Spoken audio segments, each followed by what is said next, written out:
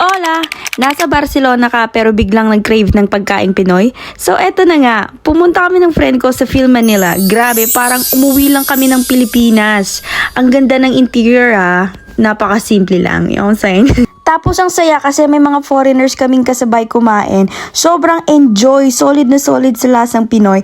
Proof na hindi lang Pinoy ang nagmamahal ng pagkain natin. Syempre, nag-order kami ng lomi. Pagdating pa lang, mainit, malapot, loaded sa toppings. Isang higop pa lang, panalo na yung sayan. Lasang-lasa yung sabaw, sakto yung lapot, tapos grabe sa sahog. Legit comfort food talaga. Kung Pinoy ka na nasa Barcelona at miss na miss ang Pinas, this is your sign. Pumunta ka dito be, yung saying. Film Manila, Pinoy food na pang world class. Ang sarap talaga be. Tingnan mo pa lang yung menu, nagugutom ka na. Sinasabi ko sa'yo, ang sasarap ng choices, hindi mo alam kung ano ang uunahin mo.